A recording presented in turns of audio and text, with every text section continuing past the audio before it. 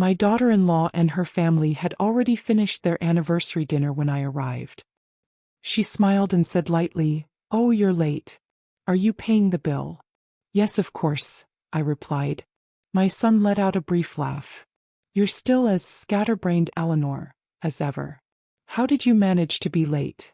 That's when I realized they had invited me just for the moment when the dinner was already over. I called the manager and suddenly the faces around the table tensed. The cold air of the Gilded Lily hit my face as I crossed the glass door. It was exactly 8:30 in the evening. I always arrive on time as I have throughout my 68 years of life. I was carrying my brown leather purse, the one Arthur gave me 30 years ago, and a wine-colored sweater that made me feel elegant without overdoing it. I saw the table at the back. It was large, full of people and completely empty of food. Only dirty plates, half-finished wine glasses and crumpled napkins remained. The smell of butter and garlic still lingered in the air, like a silent mockery. Victoria, my daughter-in-law, was the first to see me. She was wearing a tight black dress and had just styled her hair in perfect waves.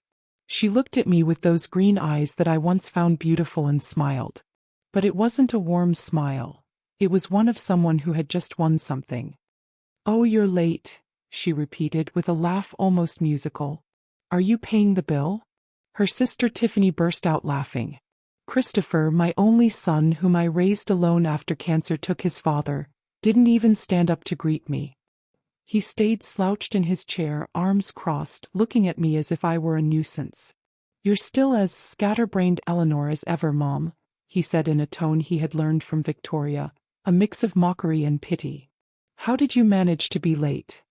His words hit me in the stomach. I pulled out my phone and checked the message Victoria had sent me. There it was, clear as day. "Dear Eleanor. Anniversary dinner, 8:30 in the evening at the Gilded Lily. Don't miss it." I looked at the restaurant's clock. It read 8:32 in the evening. I hadn't been late. I had arrived exactly at the time they told me. And then I understood like a lightning bolt in the darkness. They had scheduled me purposely for when the dinner had already ended, leaving me to foot the bill for a meal I hadn't even tasted. I felt the floor move beneath my feet. At the table were all of them. Victoria, Tiffany, Victoria's mother, Lillian Sterling with her fake pearl necklace, Victoria's brother and aunt, and 3 people I didn't even know. There were 9 people in total. All laughing. All looking at me as if I were the joke of the night.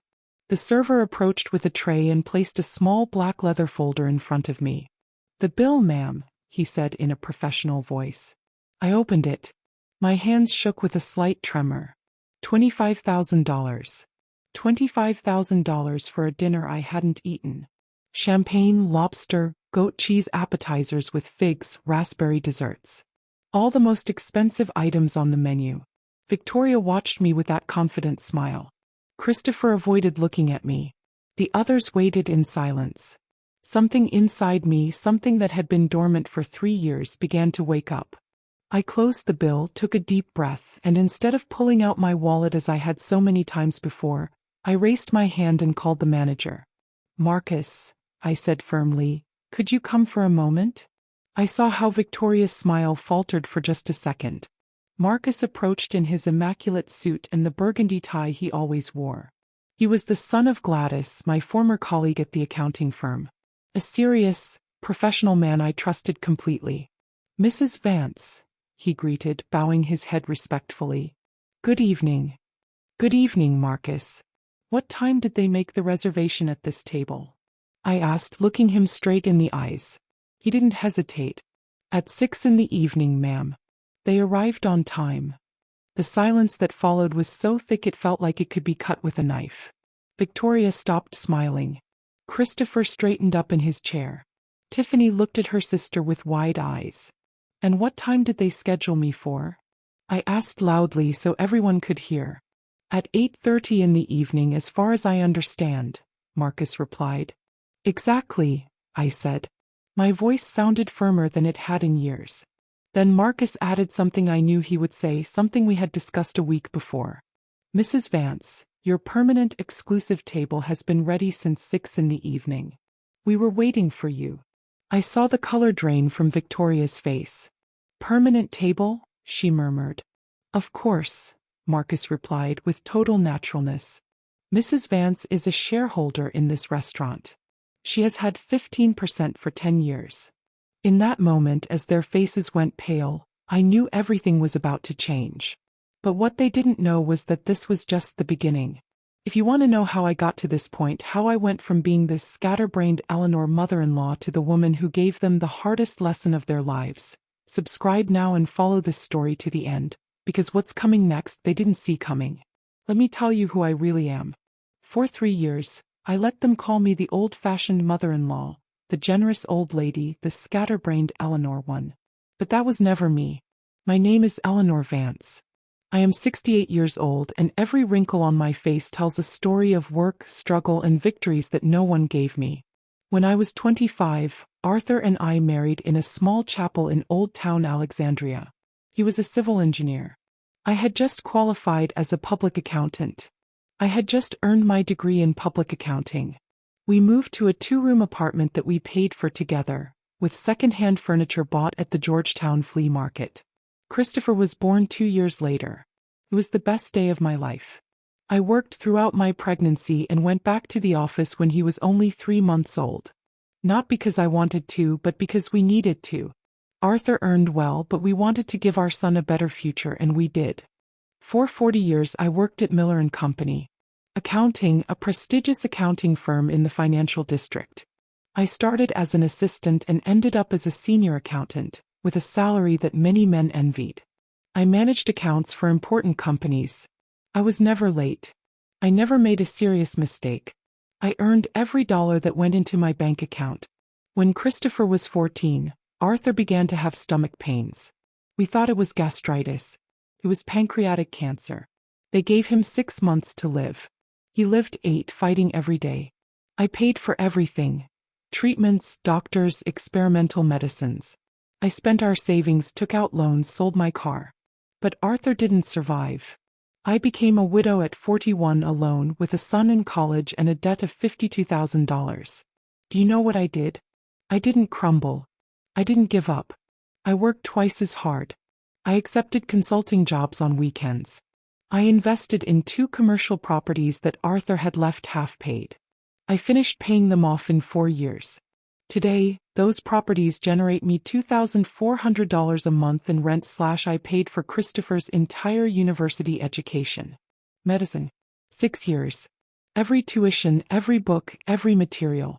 He never lacked anything. I bought my house. Yes, my house. The 3-story one in Maplewood Heights with a jacaranda garden and a view of the park. I paid for it with my money, with 40 years of getting up at 5 a.m., taking prepared food to save, not buying new clothes for years, and not going on vacation. That house is valued at $960,000, according to the latest appraisal. I have savings. $400,000 invested in ventures that generate returns. Money that almost no one knows I have. Because I learned that when a woman has resources, everyone wants a piece.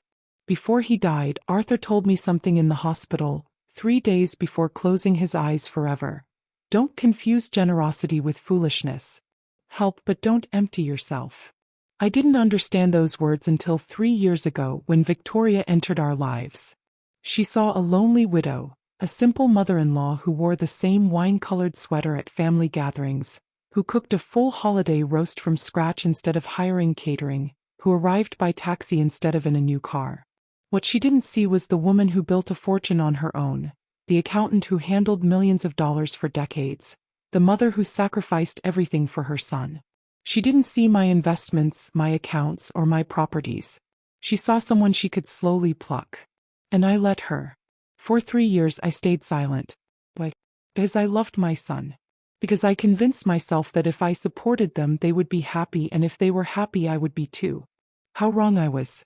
But I had something Victoria never imagined, something that has protected me and, at the same time, put her up against the wall in the most decisive moments of my life. A notebook. A maroon leather notebook that I bought at a stationery store in Savannah, Georgia 40 years ago. There Arthur and I wrote down our expenses, our dreams, our plans. After his death I continued using it. I write everything. Dates, names, amounts, important conversations, promises made to me. I'm not the scatterbrained person they think I am. And in that notebook, every dollar I lent to my son and his wife is recorded, every promise of repayment that was never fulfilled, every humiliation I swallowed in silence. $450,000. $450,000 that passed from my hands to theirs in 3 years. And that night in the restaurant, when I saw how their faces drained of color, I knew the time had come to open that notebook in front of everyone. But first, I needed them to understand how we got to this point. I needed them to remember who I really was. Do you want to know how a manipulative daughter-in-law can destroy a family in 3 years? Stick around, because what's coming will outrage you to the core. I met Victoria 5 years ago, at a dinner that Christopher organized at an Italian restaurant in the West End. "Mom, I want you to meet someone special," he said to me on the phone that afternoon. His voice sounded excited, almost youthful. It had been years since I had heard him like that. I arrived with a bouquet of white flowers, thinking it would be an intimate dinner, but when I entered, I saw a large table. Victoria's parents were there, her sister Tiffany, and 3 other relatives who introduced themselves so quickly that their names vanished from my mind instantly. Victoria stood up with a radiant smile. She was wearing an ivory-colored dress and towering heels that made her look imposing. "Eleanor," she exclaimed, hugging me tightly even though we had just met. "Christopher has told me so much about you. You're his hero." I liked it. I won't lie, I liked hearing that. Her mother, Lillian Sterling, extended her hand coldly. She was wearing a pearl necklace that I would later discover was fake, and a perfume so strong it made my nose tingle. "A pleasure," she said without smiling. The dinner was strange. They ordered expensive wine, carpaccio appetizers, truffle pasta. When it came time to pay, an uncomfortable silence fell. Everyone looked at their plates. Christopher looked at me with those eyes I had known since he was a child. The eyes of "help me." "Mama, could you?" I paid $500. I said nothing. It was the first dinner with my daughter-in-law's family. I wanted to make a good impression. That was my first mistake. The following months were a whirlwind. Christopher was in love. Victoria came to my house every week, always with a gift. A cake from an expensive bakery, flowers, once even a hand-knitted shawl that she claimed her grandmother made. "I want us to get along like mother and daughter," she said while we had coffee in my kitchen. I didn't have daughters. I always wanted one. Maybe that's why I opened my heart so quickly. But the signs started, little things that at first seemed innocent. "Oh, Eleanor, you're so old-fashioned with that pressure cooker. You should get an electric one, they're much safer. This sofa is really old, right? We have modern ones at my house that look amazing. Are you still using that cell phone? Oh my God. It doesn't even have a decent camera." Comments wrapped in laughter. But comments nonetheless. 6 months later, they announced the engagement, and that's when the wedding nightmare began. Victoria wanted to get married at the Rosewood Manor, one of the most exclusive places. The full package cost $50,000. "It's my dream since I was a little girl, mother-in-law," she told me with bright eyes. "But my dad is going through financial problems and can't help us much." I looked at Christopher. He had just finished his residency. He had just started working at a private hospital and his salary was still low. "We can do something simpler," I suggested. "A nice wedding, but more affordable." Victoria looked at me as if I'd suggested holding the wedding in a stable. "It's your only son, right? Your only chance to see him get married. Don't you want it to be special?" There was the guilt. The first bait. I ended up paying $30,000 for the event. They told me it was a temporary help, that they would pay me back as soon as they were settled. The wedding was beautiful, I won't deny it. Flowers everywhere, a 5-course banquet, live music. Victoria looked like a princess. Christopher couldn't stop smiling. I smiled too, but inside I felt an emptiness I couldn't explain. 2 months later, the honeymoon arrived. "Italy, Mama," Christopher told me on the phone. "We always wanted to visit Italy, but we spent everything on the wedding. We'll pay you back in 6 months, I promise," added Victoria on speaker. "Maximum 6 months. Another $12,000. I never saw a single penny in return. The promises became excuses, the excuses became silences. And the comments became sharper. In my family, things are done differently, mother-in-law. My mom would never do that. How strange that someone from your generation thinks like that. She started calling me the scatterbrained Eleanor mother-in-law in front of her friends as if it were a cute nickname. But the tone, that tone always carried mockery. Christopher laughed. At first awkwardly. Later as if it were normal. As if it was fine for them to laugh at his mother. That was the moment when I should have stopped it all. But I didn't because I loved my son and thought things would get better with time. They didn't. They got worse. And the worst was still to come. Because when they decided to move into my house, just for 2 months, my life became a nightmare. My house is not just a property. It's the result of 40 years of sacrifice. Every brick paid with overtime. Every window bought after saying no to a new dress. Every plant in the garden planted with my own hands on Sundays when others rested. 3 floors, a terracotta-colored facade, a carved wooden door that Arthur and I chose together on a rainy Saturday, and a garden with 3 magnolias we planted when Christopher was a baby. Today they are nearly 30 years old, and in spring they fill everything with creamy white blossoms.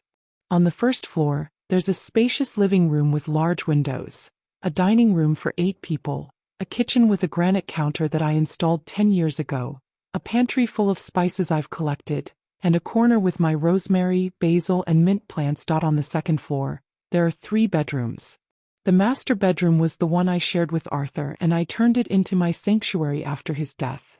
There's Christopher's room, which I kept intact for years, and a guest room with its own bathroom. The third floor is my study, my sacred place.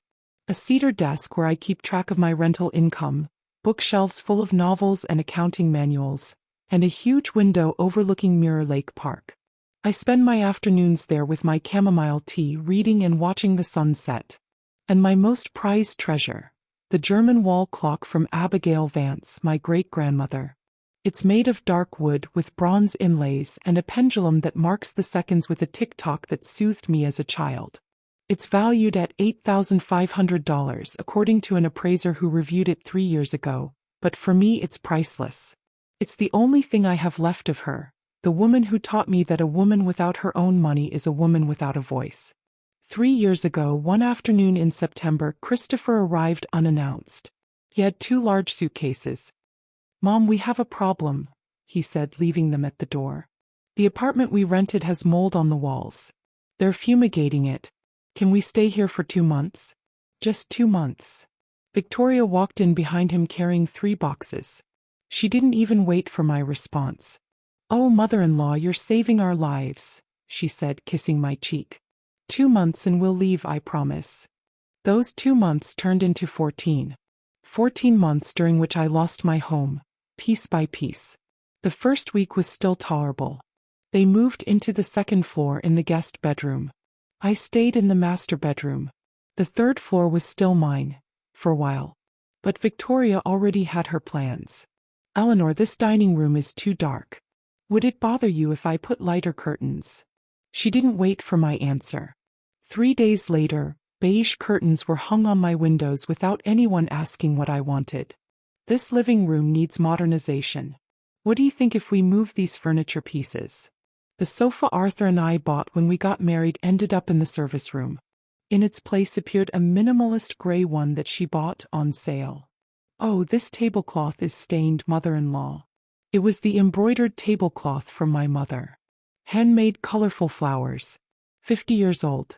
A piece of family history. It looked too old, mother-in-law. I had to throw it away. "Hope it doesn't bother you." She said it as if it were nothing, eating cereal in my kitchen. I froze. The words got stuck in my throat. "No, it's fine," I lied. Christopher didn't even look up from his cell phone. And then things started disappearing. The porcelain dinnerware we used for Christmas. A piece broke, mother-in-law, so I donated the rest. What's the use of an incomplete set? The portraits of my parents that hung in the hallway. They made the space look sad. I put them in a box in the basement. I searched for that box for weeks. I never found it. And one day while I was cleaning, I found something that broke my heart into 1,000 pieces. In the kitchen trash can, among eggshells and coffee grounds, was Arthur's engagement ring. The one he gave me on a bench in Old Town Alexandria. The one I wore for 30 years until my fingers swelled and it no longer fit. The one I kept in a velvet box on my nightstand. I took it out trembling. It had bits of napkin stuck to it.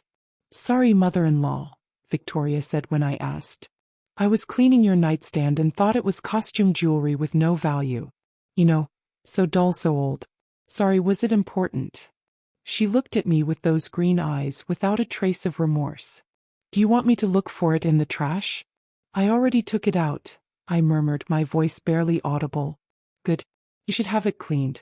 It looks awful." That night I cried holding that ring for hours. But the worst was still to come. Because Victoria wasn't just invading my house. She was also bringing her family in. Tiffany started coming only on the weekends. 3 weekends later, she already had clothes in Christopher's closet. Lillian Sterling came to visit and stayed 4 days. She used my kitchen, my living room, my television. She left her high heels scattered at the entrance. "My mom feels lonely," Victoria explained. "Doesn't it feel nice to have company, mother-in-law?" My house no longer smelled of rosemary and coffee like it used to.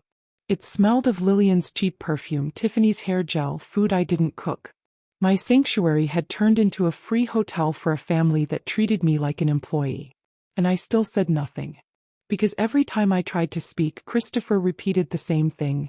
"Mom, it's just a couple more months. Don't exaggerate." Just a couple of months turned into a year. And then came my 68th birthday, the day something inside me finally broke. I thought that day my family would celebrate me. I was wrong. That day I understood that to them I wasn't the matriarch. I was the servant. If I ask you how much trust is worth, what would you answer? I can tell you exactly how much it cost me to lose it. $450,000. $450,000 that left my accounts in 36 months. Money I lent with promises of repayment that never came. Let me tell you how a loving mother becomes an ATM. It all started 6 months after the wedding. Christopher came one afternoon with a worried look. He sat in my living room on the sofa Victoria had imposed and let out a sigh. "Mom, I need to ask you a huge favor." Victoria was sitting next to him with her hands clasped on her lap. That innocent girl pose she also mastered. "The hospital offered to buy my own office," Christopher continued. "It's a once-in-a-lifetime opportunity, but I need to make a down payment. And also, we need a car to do home visits." The number dropped like a stone. $20,000. "We'll pay you back in a year, mother-in-law," added Victoria. "With interest if you want. It's an investment in your son's future." My savings were for emergencies for my old age. But he was my son. My only family. I transferred $20,000 the next day. "I'll pay you back in a year, Mom. I swear." He never paid it back. 3 months later came Victoria's business. "Eleanor, I'm going to open an online clothing store," she explained excitedly. "Exclusive designs, I already have suppliers. I just need initial capital for inventory." "How much?" I asked cautiously. $16,500. "I know it's a lot, but in 6 months you'll get your investment back. I'll give you 20% of the profits." Christopher looked at me with pleading eyes. "Mom, it's Victoria's dream, and it could be really profitable." I made the transfer. I signed a paper that Victoria wrote by hand. She promised to pay me back in 8 months. The store never existed. When I asked about it 2 months later, Victoria shrugged. "The market was too competitive, mother-in-law. I had to close. But don't worry, I'll pay you as soon as I can." Then came her medical emergency.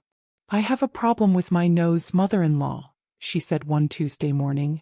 "The doctor says I need surgery. It's for my health. I can't breathe well at night." The amount, $12,000. An aesthetic surgery disguised as a necessity. "I'll pay you in 4 months, mother-in-law. It's my health, you understand." She didn't pay me back either. Then came the beach resort trip. "A family trip to strengthen bonds," they said. I wasn't invited, but my money was $10,000. Then came the credit card debts that they couldn't pay, $30,000. And it was always the same. The same story, the same promise, the same silence afterward. I wrote everything down in my maroon leather notebook. Date, amount, promise of repayment, signature when I got it.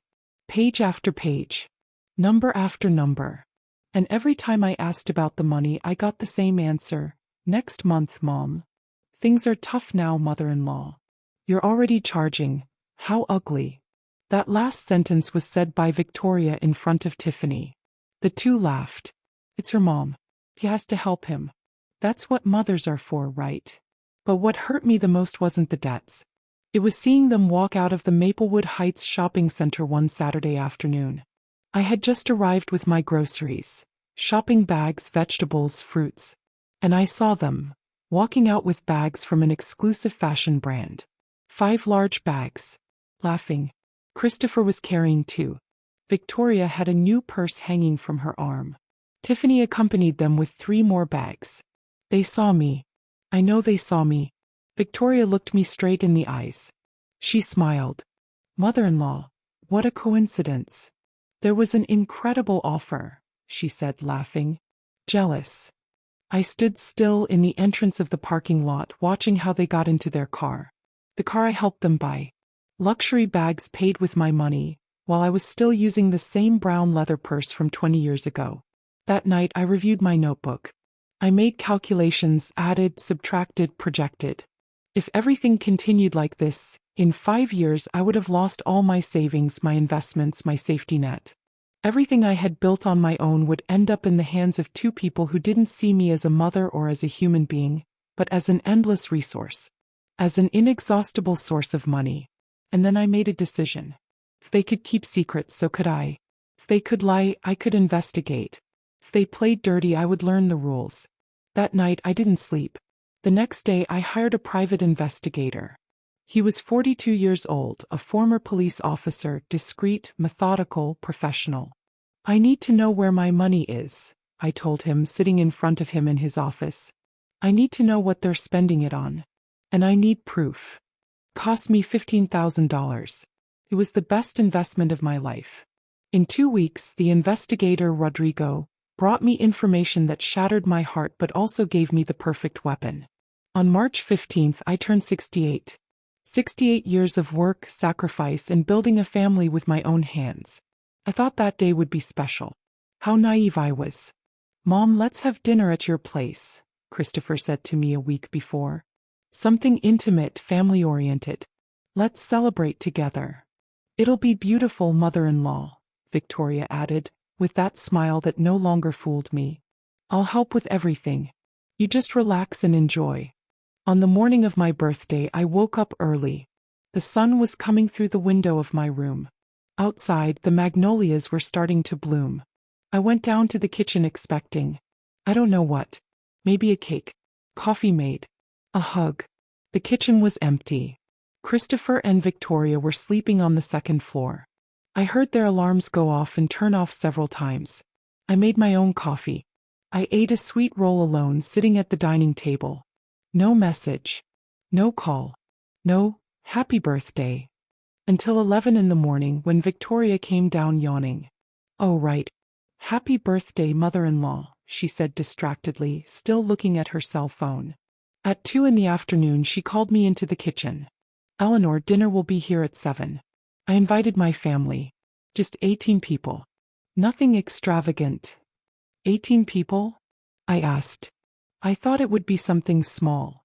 Oh, Eleanor, don't be like that. The more people, the more joy. Plus, your beef Wellington is famous. It would be an insult to bring food from outside, right? She said, looking at me, expecting me to agree. And you have all the ingredients because I don't have time to go to the market.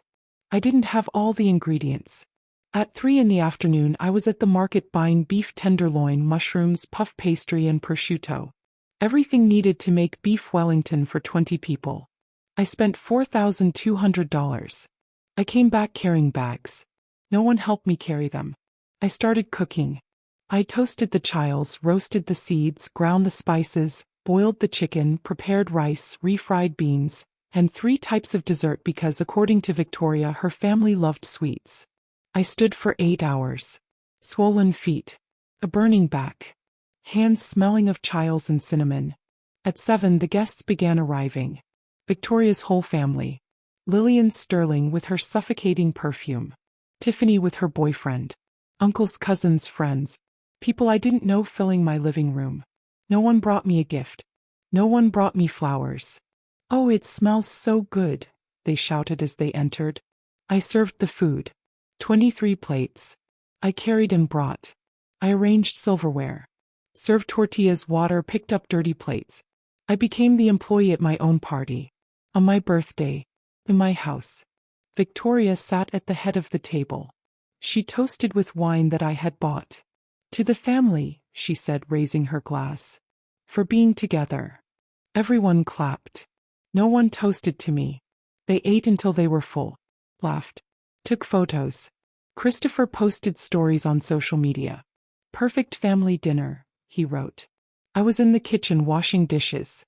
At 11 at night, when everyone had left, Tiffany walked past me talking on the phone. "How useful it is to have a mother-in-law like that," she said, laughing. "Like free labor. My sister is so lucky." He realized I was there. She looked at me, smiled, and kept walking. I went up to my room at midnight. No one sang to me. No one hugged me. No one said thank you. I sat on the bed, took out the maroon leather notebook from the drawer of my nightstand, and wrote with trembling hand, March 15th. My 68th birthday. The day I stopped being a mother and became a servant. The day I decided this was over. I cried until 4 in the morning, hugging the pillow. But between the tears, something new was born. Bigger. Determination. Strength. The next day I called the detective. "I need everything," I told him. "Bank statements, photographs, messages. Everything you can get." "Are you sure, Mrs. Vance?" he asked. I've never been more certain in my life. My transformation had begun. They had no idea. What Rodrigo, the detective, revealed to me 3 weeks later was worse than I had imagined. And it gave me exactly what I needed. 3 days after my birthday, I opened my maroon leather notebook on the cedar desk in my study on the 3rd floor. In front of me was the view of Mirror Lake Park. It was a gray afternoon in March. The magnolias swayed in the wind. I turned the pages one by one. 36 months of my life summarized in dates and numbers. Every loan. Every broken promise. Every humiliation. $20,000. Down payment for the car. "I'll pay you in a year, Mom." $16,500. Investment in Victoria's online store. "You'll recover everything in 8 months." $12,000. Medical surgery. A completely aesthetic nose job. Page after page. Lie after lie. $450,000 in total. But I already knew that the money was just the tip of the iceberg. That same night I started my own investigation. 3 nights later, while they slept, I went down to the 2nd floor. Their bedroom door was slightly open. I heard Christopher's snores. I entered quietly into what used to be the guest room and was now called their space. On the desk were papers, bills, bank statements. I photographed them with my cell phone. My hands trembled so much that some photos came out blurry. I had to repeat them. And then I saw it. A bank statement. Christopher and Victoria's joint account. Balance. $450,000. Saved. While they told me they couldn't pay me. While they asked for more money for emergencies. While I ate beans to save and they bought luxury. I photographed everything. Dates. Movements. Charges. I found more. Bills from expensive restaurants. $12,000 for a single dinner at an exclusive restaurant. Spa receipts. $8,500 for massages and facials. Plane tickets to beach resorts. $35,000. That weekend they told me they were visiting a sick friend. I took photos of everything. But I knew I needed more. Solid proof. Proof that could withstand any lie. The next day I called the detective. We met at a discreet cafe downtown. He arrived with a black briefcase. "It will cost you another $18,000, he said. "But I'll get everything. Full bank statements, purchase history, tracking movements. All legal." "Do it," I replied without hesitation. I paid in cash. The detective worked fast. 2 weeks later he called me into his office. Gray walls. A desk. 2 chairs. He placed a folder in front of me. Mrs. Vance, what I'm about to show you won't be easy to see. He opened the folder. The first photograph. Christopher and Victoria entering a luxury car dealership. Date 3 months earlier. They were getting a quote for a new car, explained Detective Rodrigo in a neutral tone. Mercedes-Benz, price $890,000. He moved to the second image. Victoria leaving a jewelry store in one of the most exclusive avenues in the city, holding a Tiffany & Company bag. Silver bracelet, he said. $42,000. The third photograph showed them at a restaurant in the West End, the table covered with opened wine bottles. 4 days after your birthday, he added. That dinner cost $9,200. I kept looking at the images one after another. Each one was a clean stab. Trips, clothes, restaurants, luxuries. All paid with the money they told me they didn't have. But the worst was yet to come. Detective Rodrigo closed the folder of photographs and opened his laptop. This is more delicate, he said. These are messages recovered from a phone they left unlocked in a cafe. I began to read. Group, Victoria's family. Tiffany, ha. Today the old lady made mole for 20 people. Victoria, I know. She was a servant all day. Lillian Sterling, how useful. Your lucky daughter. Victoria, she's an endless source of support. He never says no. Tiffany, a walking aim. Victoria, I'm almost convincing Christopher to have the house transferred to his name for tax purposes. They say it's better that way. I felt like I couldn't breathe. Keep reading, said Detective Rodrigo in a soft voice. Another group. The guys. Christopher, my boss is so easy to manipulate. I make a sad face and she lets go of the money. Friend 1, haha, so efficient. Christopher, the problem is that she's starting to ask about the money. Friend 2, she's getting heavy. The words blurred in front of my eyes. My son. My only son. The one I raised alone. Talking about me as if I were an object. There's more, said Detective Rodrigo. He pulled out a folded sheet of paper. I found this in their car. It was in the back seat. It was a handwritten document by Victoria. House plan for Maplewood Heights 1. Convince Eleanor to donate the house for tax purposes. 2. Tell her that this way Christopher won't pay property taxes. 3. Process with the notary friend attorney Arthur Porter. 4. Once it's in Christopher's name, sell it. 5. Estimated value $960,000. 6. Buy apartment for $5 million, a new car for $1 million, Tiffany business $500,000. Rest for us. They already had everything calculated. My house. The one I built brick by brick. The one I raised with Arthur.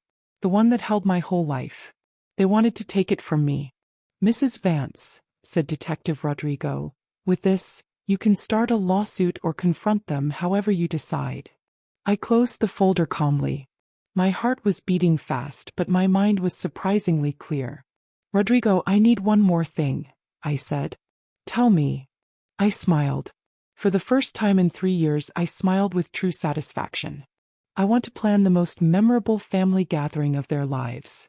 The restaurant The Gilded Lily would be the perfect setting, because sometimes justice is served cold. And at tables where they think one will pay the bill once again. Marcus Reed was 35 years old when his mother, Gladys Reed, and I worked together at Miller & Company. Accounting. We were cubicle mates for 15 years. A brilliant woman who passed away from a stroke 4 years ago. Before she left, she asked me to look after her son. He's a good boy, Eleanor, but he needs guidance, she told me back then. Marcus became the manager of restaurant The Gilded Lily 3 years ago. An elegant place, white tablecloths, fine glassware, high prices. I called him a week after receiving the evidence. We met on a Tuesday in the afternoon. Empty tables. Freshly brewed coffee. Mrs. Vance, it's so good to see you, he said, hugging me. How can I help you? I told him everything. Every penny. Every broken promise. Every mockery. The plan to steal my house. Marcus listened in silence. That's abuse, he said at the end. financial and emotional. I know, I replied, and I'm going to stop it. But I need to do it right. Whatever you need, he said. My mother treated you like a sister. I respect you the same. I explained my plan. Marcus smiled slowly. I like it, he said. I like it a lot. 3 days later, Victoria called me. Mother-in-law, are you free on Saturday? For what? We want to invite you to dinner for our anniversary. At restaurant The Gilded Lily at 8:30. Does it sound good? Perfect, I replied. Don't be late, okay? You know you're always forgetful. She hung up laughing. I immediately called Marcus. They confirmed, I said. Perfect. Leave it to me. The next day, Victoria made the reservation. Marcus sent me the screenshot. Reservation for 9 people, 6 in the evening in Victoria's name. I was scheduled for 8:30. 2.5 hours later. Exactly as we expected. The plan was simple. They would have dinner peacefully, order the most expensive items, and I would arrive at the end to pay. But this time it would be different. Saturday came and I dressed carefully. My wine-colored sweater. Black pants. The brown leather handbag Arthur gave me. Comfortable shoes. Hair up. A bit of lipstick. I looked at myself in the mirror. I hope you're proud of me, I whispered. I arrived on time as always. 8:30 at night. The cold air of the restaurant. The smell of butter and garlic. Soft lights. In the back, the large table. 9 people. Victoria, Christopher, Tiffany, Lillian, Sterling, relatives I didn't recognize. Empty plates. Stained glasses. High-end champagne bottles on the table. They saw me arrive. Ah, you're late, Victoria said. The server brought me the bill. $25,000. I didn't take out my wallet. I raised my hand. Marcus, please. He immediately came over, impeccable. Good evening, Mrs. Vance. What time was this table reserved? 6 in the evening. And what time was I scheduled? 8:30. The silence was absolute. Mrs. Vance, he continued, your exclusive table has been available since 6. We've been waiting for you. Exclusive table? Victoria whispered. Yes, said Marcus. Mrs. Vance has been a partner at the restaurant for 10 years. She invested $150,000 when we opened. The faces said it all. Also, he added, preferred account. 30% discount. Never pays in cash. I sat calmly. I placed my handbag on the table, took out my maroon leather notebook, and then, finally, I said the words I had kept for 3 years. I refuse to pay this bill. And then I opened the notebook. That notebook where everything was recorded. Every lie, every penny they took from me, every broken promise. It was time for everyone to know who I really was. I opened the maroon leather notebook on the white tablecloth of restaurant The Gilded Lily. The sound of the pages was the only thing heard during 3 eternal seconds. They all stared at me. Some with fear, others with confusion. Victoria with barely disguised hate. $25,000, I said, pointing to the bill. 4 high-end champagne, lobster, premium goat cheese appetizers with figs, raspberry desserts with Belgian chocolate. Very generous with my money. My voice didn't tremble. For the first time in 3 years it didn't tremble. Mrs. Vance. Lillian Sterling started with her shrill voice. I raised my hand. She stopped. You will listen to me, I said, because you've spoken for 3 years. Now it's my turn. I turned the first page. June 15, 2022. $20,000 transferred for the car down payment. Payment promise. 1 year. Payments received so far. 0. Christopher opened his mouth. I stopped him with a single look. The same look I gave him when he was 6 years old and throwing tantrums. He stayed silent. I continued. September 20th, 2022. $16,500 for investment in Victoria's online store. Promise. You'll recover everything in 8 months with profits. The store never existed. Victoria tried to interrupt me. I can explain. No, I said with a voice of steel. There's no explanation. There are lies. And I have proof of each one. I took out my phone and opened the folder of evidence that Detective Rodrigo had sent me. This is the store that failed, I said, showing the screen. Except there was never any fiscal record, no suppliers, nothing. I flipped through more images. And these are their account statements. Joint high-yield savings account. Current balance, $450,000. I knew they couldn't access this money with a simple debit card in a restaurant. Christopher turned red. Mom, that's private. You turned my private life into your public business, I responded. Now it's my turn. I went back to the notebook. Line by line. Date by date. The medical surgery, that was cosmetic. The beach resort trips where I wasn't invited. The unpayable credit cards while they bought luxury. $450,000 in 36 months. But the money in the end was only part of it. I calmly closed the notebook. I took out the printed screenshots and placed them on the table, one by one, as if they were cards. Cash cow, I read aloud. A walking item, the old servant. Easily manipulated. I saw how Tiffany sank in her chair. These are their messages. Their mockeries. Their conversations. I read each one clearly without haste. The restaurant kept its rhythm, but I felt discreet glances from other tables. Marcus stayed close, professional, attentive. I reached the message that hurt me the most. My boss is so easy to manipulate. I just make a sad face and she hands over the cash.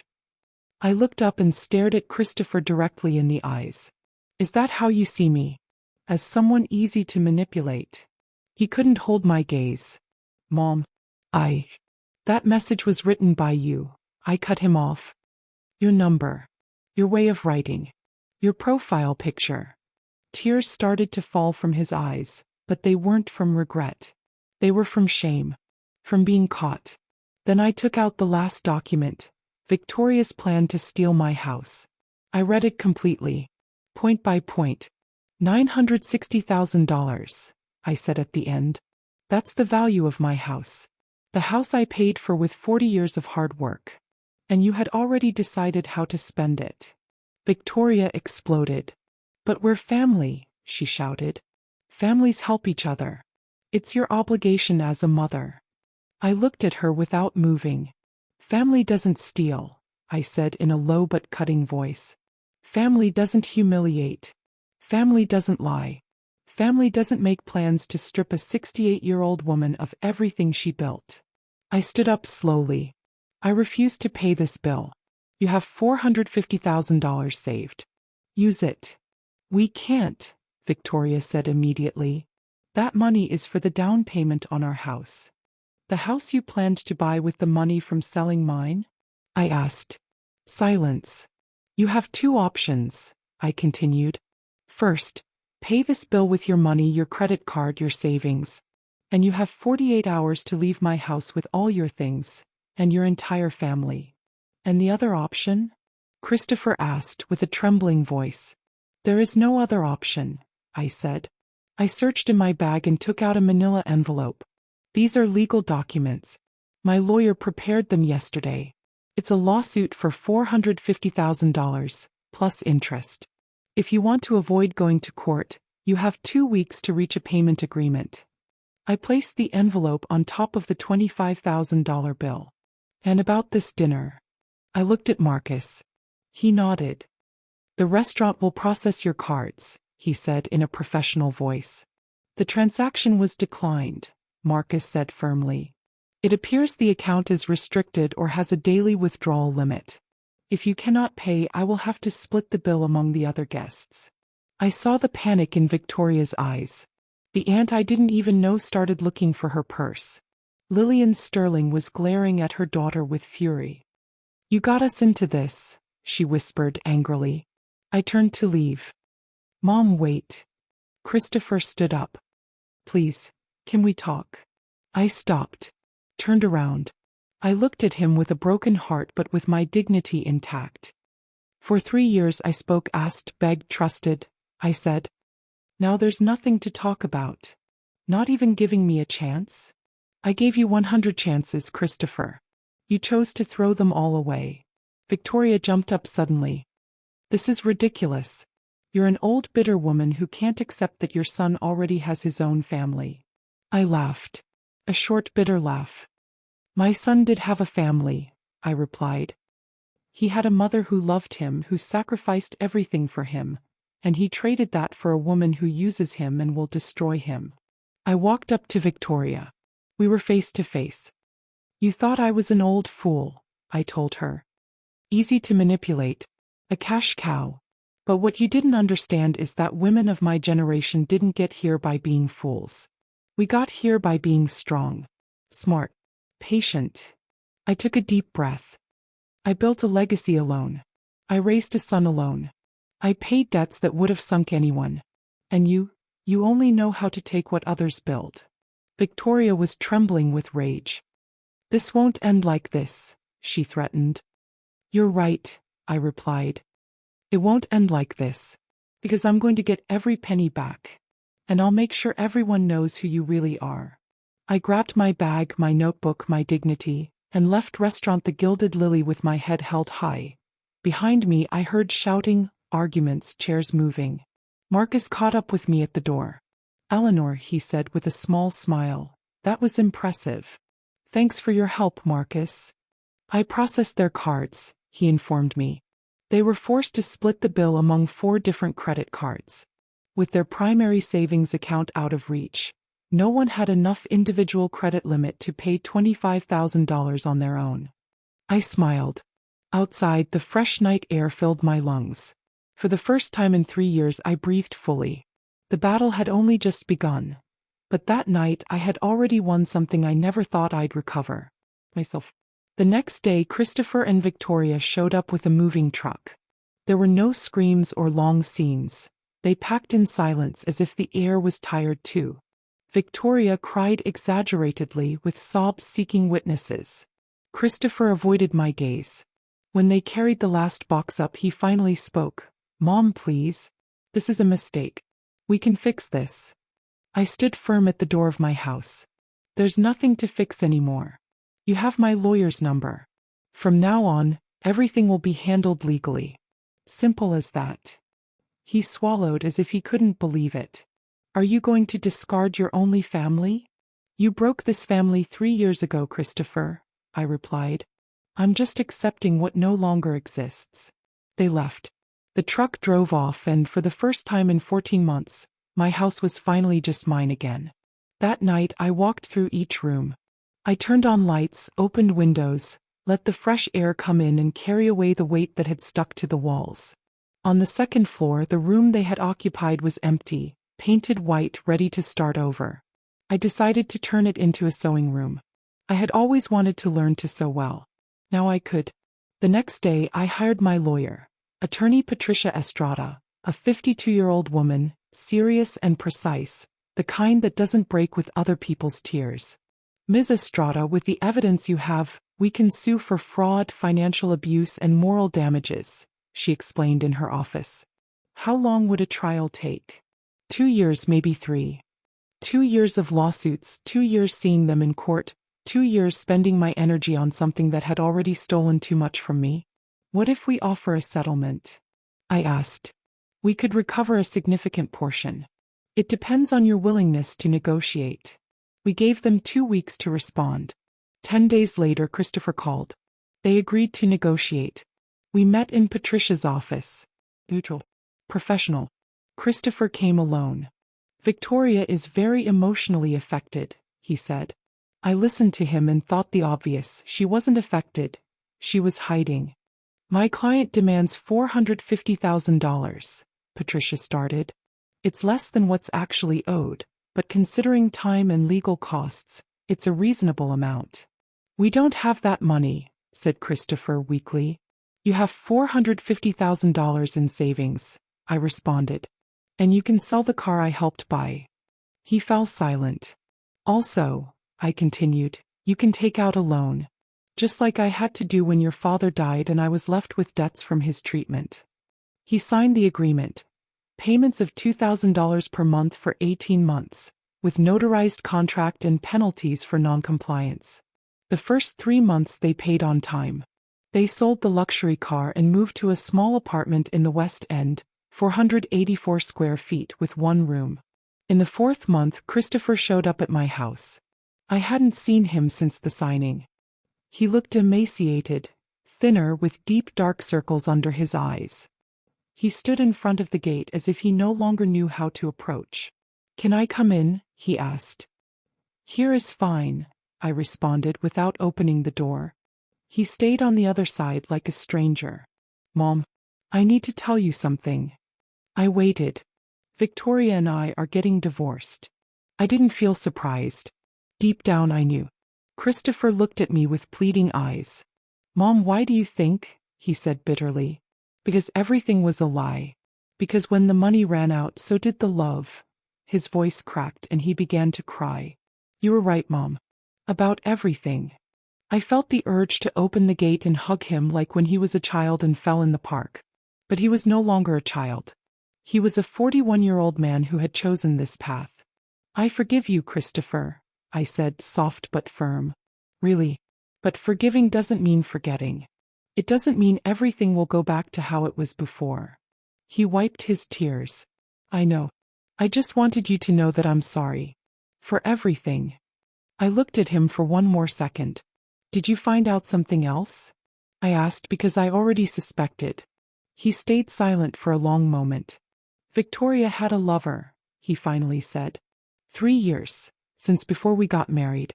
The anniversary of that night at the restaurant was her anniversary with him. That's why they called you late. So you'd pay for their celebration." I felt something break inside me. Not for her. For my son. For everything I had lost because of a lie. "The day you confronted her. I found messages on her phone," he continued. "They've been together since we met. He knew about me. I didn't know about him." I looked at him with sadness. "I'm sorry, son," I said sincerely. He shook his head. "Why do you feel sorry?" he asked. "You were the only one who told me the truth, and I didn't listen to you." We stayed silent. He outside. I inside. "Can I visit you someday?" he asked, his voice trembling. "Not now," I replied. "Someday when you finish paying. When you go to therapy. When you really understand what you did. Then we'll talk." He left. But for the first time in 3 years I felt there might be a small possibility of hope. The following months they kept paying without fail. Christopher would send me receipts with short messages. Month 7 paid. "Hope you're doing well." Month 10, started therapy. Month 15, only 3 more left. A week ago they made the final payment. $450,000 recovered. It was every penny they had taken from me. But it was dignity, respect, justice. This morning Christopher wrote to me, "Last payment made. Thank you for giving me the chance to fix at least a part of it. Can we have coffee sometime?" I haven't answered him yet. Because I'm still healing. My house is now completely mine. I painted the walls, recovered my family photos, bought new plants, installed a swing in the garden, even though no one uses it. Just because I can. I traveled to Italy in May. Rome, Amalfi Coast, the honeymoon at the Colosseum in Rome. $9,600. The trip of my dreams that I had always postponed. I sat by the sea at sunrise. I cried thinking about Arthur. I remodeled my kitchen. $14,400. Now it's modern and functional with a bar where Luna sits and watches me while I cook just for me. I updated my will. If Christopher proves in the next 5 years that he's truly changed, he can inherit my house. If not, everything will go to a foundation that helps widows in vulnerable situations. And I also opened a YouTube channel, Eleanor Without Filters. I tell my story, give financial advice, talk about healthy boundaries, self-love, and not confusing generosity with foolishness. I have 47,000 subscribers. Many women write to me, "Thank you for giving me the courage to say no. Your story saved me from making the same mistake." And I adopted Luna, my companion, my joy. Every morning she wakes me up with licks. Every afternoon we walk through the park. She reminds me that true love doesn't demand, doesn't humiliate, doesn't charge. Today, looking at the magnolias, I understand something. For 3 years I let them take my power, my voice, my dignity, But they didn't take it. I gave it to them. And the most important lesson isn't just setting boundaries with others. It's learning to honor myself first. Christopher will need time. Maybe years. Maybe we'll never get back what we had. But I no longer need his validation to know who I am. I am Eleanor Vance. 68 years old. Retired certified public accountant. Property owner. Investor. A woman who got up alone after losing her husband. A woman who built a legacy with her own hands. And above all, a woman who learned that true wealth isn't in what you have, but in what you don't allow them to take from you. Your dignity, your respect, your self-love. That no one can take away from you. Only you can give it away. And I will never give it away again. This is my story. My confession. My lesson. If you've made it this far, if something touched you inside, tell me in the comments from which city you're watching me. Have you been through something similar? What would you do in my place? And remember, subscribe to keep listening to real-life stories of real women who one day decided that their dignity was worth more than others' comfort. Because sometimes saying enough is the greatest act of love you can give yourself. See you in the next story. And never let anyone dim the light you worked so hard to turn on.